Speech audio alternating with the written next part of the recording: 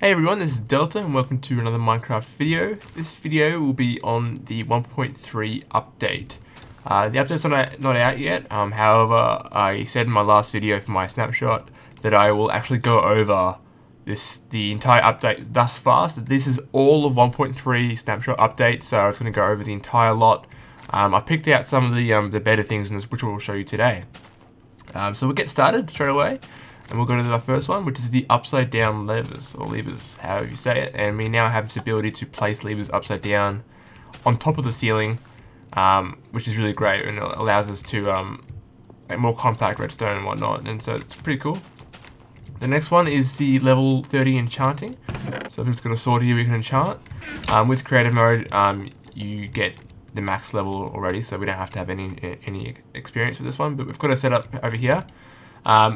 And you'll get a different system now. So the first one's going to be a low level, second one's going to be a medium, and then the third one will be the max level we can do. So it's always going to be 30 in this case because we've booked out the bookshelf. So we're always going to get similar ones. We're going to get 30, medium, and low pretty much all the time.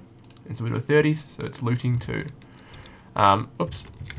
Moving on to the next one, we have a Tripwire. So Tripwire is a brand new thing. Similar to a pressure plate, but it's invisible, and you can span it over distances, and it activates a redstone current, so we can power these lanterns. The next one is the ender chest. The ender chest, most of you probably know, is a chest that you can store items, and this chest will you'll be able to have multiples of these chests, and wherever you go, you'll be able to access the exact same items in this chest. Now, it's player based, so if you're on a multiplayer server, I think each player will have their own different storage area for themselves. Next is boats have been adjusted, so we'll go into boat. They've done some of the controls apparently, so if we hop into them, they're a bit easier to actually steer and control, which I do agree with. They're still very clunky, and they could be still improved probably a tiny bit, but still, on a good note, they are fixed to a degree. Next one, we have pressure plates activate via arrows. So we've got a little arrow here, and we can shoot, which turns on the pressure plate and the redstone. That's pretty cool. Villagers trading. So we've got a villager over here, and he will trade paper because I know this. So if you can right click, we can actually have and trade, and we can get emerald, which is a new block type that they've got, which is pretty much a currency. So we can actually trade using this as well. So this one over here we can trade and we can get books, and you also can combine things as well. So I think if you have, like, say you give them 3 emerald plus your pick, and he can fix it up for you or enchant it for you and whatnot, which you'll see later on. We have the new emerald ores, which we just saw then, and the blocks as well. So whoops, we're on creative mode as well, so we're not going to get anything out of it, but yeah, these brand new blocks over here, which are pretty fancy. It adds a new level of currency pretty much, and people will now pimp out their place in emerald instead of diamond and gold, I guess. But yeah, so we have the new Invention Mode. So if I go to, I think it's game mode 2, I'm in now Invention Mode, and I cannot place blocks or remove blocks, and it's pretty much things for, say, adventure maps and what have you. You can do everything else. You can get hurt, and you can do all that stuff like that, and but you can't actually place or remove blocks. Next we have the upside down half slabs, and we also have stairs as well, so we can now place upside down half slabs like this, and we can place them regularly by clicking on the bottom half or top half, depending up to you. And we've also got stairs as well that can go upside down, which is going to be a bit difficult to show, but they do work. Oops. If I just remove that, and you can place them upside down like that, and create some nice designs, which is really cool that we're actually getting these updates and blocks. Next we have the redo of inventory in creative mode. So we saw this before. They now have these sections for each thing, which are really cool. And you also can do search items, and you can type in things that say saddle or whatever you, and you can type in things, which is really helpful. Because just think about how many blocks they actually have, plus the potions and everything. And you also can access your survival inventory, which is really great, because previously you couldn't do that, and you couldn't really put armor on straight from here. It's a bit difficult, but now that you have it, it's pretty cool. You also can delete blocks as well, which is also really helpful to get rid of stuff out of your inventory as well. Alternatively, I think you can press shift click as well, and it'll just get rid of it as well. So that's another thing. For the next one, we have these new silverfish blocks. So we're just going to go on to easy. Now these are actually in your inventory. So if we go to our inventory and under our blocks, we have these stone brick monster eggs, and these are pretty much as they are, just these things, and they will break out and they go crazy and they will destroy your place. But now they actually have real blocks with them, so you can make your own maps with them and everything, which is really cool. Moving on, we have buckets now stacked, so empty buckets will now stack, which is really good. So if you have a whole bunch of them, they can now stack an inventory instead of filling it all up. Next up, we have furnaces for turn lava buckets. So previously, if you put a lava bucket in a furnace, the furnace is going to take lava buckets, by the way, it would simply spit out nothing. So you'd get your raw chicken or whatever cooked, but you wouldn't get a bucket in return. However, now you get buckets in return, which is really cool. And lava is really, really, really good. I'm not sure how many things it can cook, but it's actually a lot much more than coal. So it heaps much more than coal. So as you can see, the duration's not going down at all. It takes a while, so it's a good thing that you can get buckets back, so you don't have to waste iron in the process. But yeah, if you have a lava source nearby, you can quickly grab that and use it for your furnaces now.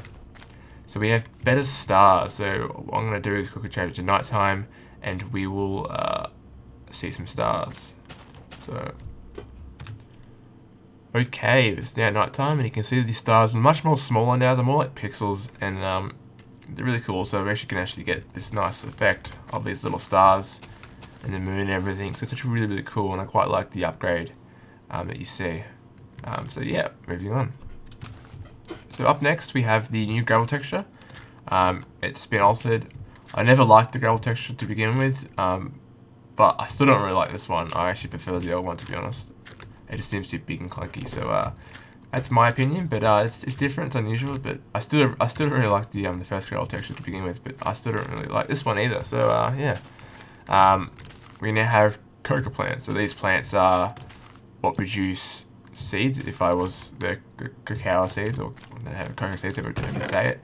The beans, sorry. So you can grow these on jungle. I think it's only jungle, I'm not too sure, but you can grow them on like that, and they have stages of growth, but you can bone meal them and collect them, and that's pretty cool. So now we can actually make biscuits now properly, and have a steady supply of these beans, which you can now dye sheep with. Other than that, it's a bit hard to actually get brown wool and whatnot. They've got snow now, so you've got these little actual decoration blocks of snow you can actually include, not just the snow balls and the snow blocks. They've also got this as well, which is pretty cool. Next up, we've got editable books. So we'll go over here, and you can actually write if you want, pages if you want, and sign them, sign and close if you want, titles and everything like that. And now you've got this like book we can read and everything like that. It's really, really cool.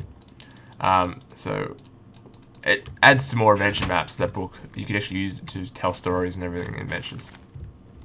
Another thing that's pretty cool is dispensers. Dispensers have now been given the ability to dispense such things as liquid, and we can suck it back in. So when you dispense it the first time, actually has a water empty bucket. Sorry.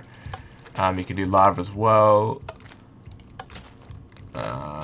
We can do minecarts, and we can even do boats, which is really, really cool. So that's pretty cool. They've actually added that, and then it'll allow us to, especially with the water, allow us to have setups where we can click buttons and dispense water down tracks and everything like that, rather than just using pistons to hold it back. So we have the cheat commands, which are pretty much what I've been using to set the time and my game mode, which is all these commands over here. They have added some new ones, such as the LAN enable stuff. So the publish one will allow us to publish the actual single player to LAN mode, so which people on your actual LAN can join and play with you on LAN, which is really cool because they're actually moving the shift towards single player being more like multiplayer in terms that you can actually use these single player commands. You can TP, you can give XP, you can turn off rain, you can time. You can do all that stuff like that, which is pretty much always previously been a multiplayer function, but now they're actually introducing it into single player as well, which is really cool. I do like it. So yeah, that's done, and there'll be obviously more commands added as they go, so keep an eye on that. So new items stack on the ground. So previously, I think if you just chucked, say, items on the ground, they would just see they jump in. But previously, before that, they were kind of scattered like everywhere. But now they actually jump in as part of the stacks, and they actually cling together. And obviously, if you just throw a full stack out, they kind of clump like that. But it's pretty cool that they now. I think it's about saving resources and not having too much of items on the ground all at once, and allows you to actually see the items themselves. Pick block button, which is a really cool button, allows you to, in creative mode, pick by. For me, it's a middle mouse button. I think you can change it by going to whatever one you want. Pick block button 3 for me, and by clicking in the pick block button, sorry, I can actually get the items that I'm looking at the time. So I can get some gold, I can get that, and it goes to either it replaces whatever is in inventory at the current time, or actually goes to it if you already have it in inventory. So it's pretty cool. That's about it for the major things. I've got some other things I was going to talk about as well that have been also added in. So raindrops also go through leaves now. They drip through leaves, which is really cool. I'm not too sure how many levels there are, or if it's just during the it's the raindrops, not water itself. So during the rain, you'll walk through trees, and it actually goes through. Nether portals will spawn zombie pigmen, which are very rare apparently. I haven't looked at the actual rates, but apparently it's really rare. Players can now view cracking and enchanting animations in multiplayer. So in multiplayer, the animations of you breaking a block can be seen, as well as the kind of flashing enchanted displays that you normally get. There are jungle temples, so I'll display a picture of a jungle temple on the screen, which are pretty cool. I haven't actually been to one yet, which I'll find one soon eventually, maybe do a video on it as well. They also have desert temples or pyramids kind of things, and they also have like chests and secret rooms and all of that, as well as the jungle temples as well. So I'll put pictures of both those up on the screen right now. That's pretty cool. When cauldrons are in the rain, they'll actually slowly fill up, or they have a chance to at least.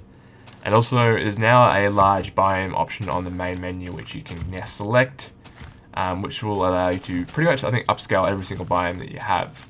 There's been some other minor changes, such as the reduction of slimes in flat water environments, so we no longer have a bountiful amount of slimes. I still think you have a fair bit. I just think they probably could even turn it off, or have an option to turn it off on super flat worlds. That's about it though. Other than that, there are minor bugs, obviously, in changes and updates, but I picked these lot here, plus the ones I talked about afterwards, because I found them quite interesting. So that's pretty much been a sum up of 1.3 so far. Sorry I haven't actually created videos each week for these things and kind of clumped it all together towards the end. However, I think I covered them quite well, and we'll obviously have a new weekly snapshot next week if they do bring out one, or if they actually do the update itself, which we'll probably do another video on that. But besides that, that's about it for now, so I'll say thanks for watching, and I'll catch you later in the next episode, which shouldn't be too long off. And yeah, so see you guys, Delta out.